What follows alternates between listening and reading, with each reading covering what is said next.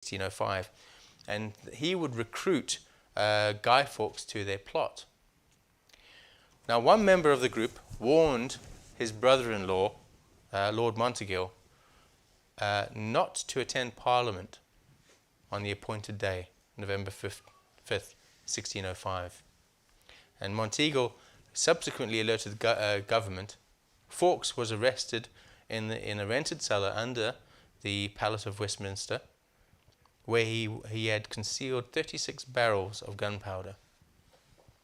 The gunpowder plot was thwarted. Robert Catesby, Thomas Percy, and John Wright fled, but were later killed in Staffordshire. Other conspirators, including Thomas and Robert Winter, Sir Everard Digby, Guy Fawkes, Ambrose Rokewood, Robert Keyes, Thomas Bates, and Francis Tresham died in the Tower of London. A lot of names there, and they were all recorded.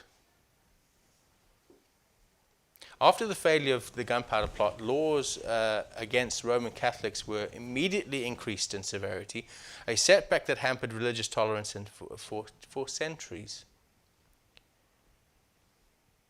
See, now violence seldom has the effect you wish it to have. Mostly, it does the exact opposite.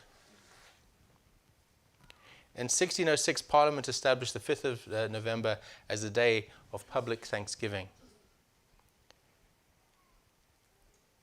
And because of this violent plot against the monarch, the Catholics suffered. Their aim was to take over, but instead they were persecuted for centuries afterwards. So before you go to settle something with violence, you should remember that it often doesn't work, and it often sets you back, and for generations, and it doesn't work. It always has the opposite effect. Guy Fawkes, to which this day gets its name, was born in 1570 in York, England.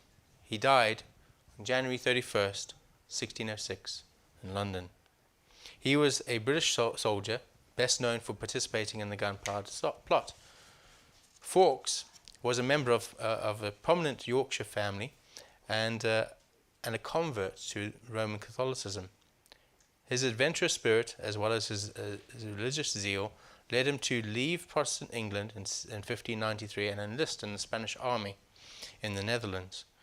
There, he won a reputation for great courage and cool determination. Meanwhile, the instigator of the plot, Robert Catesby, and his small band of Catholics agreed that they needed help from a military man who would not be readily recognizable as they were.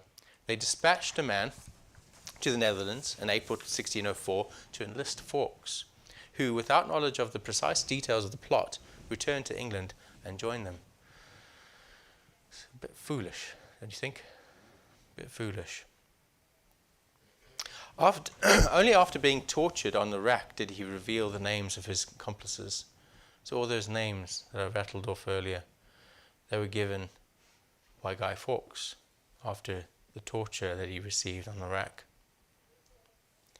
If you've ever been to London, there's the London dungeons, and you'll learn about the rack there.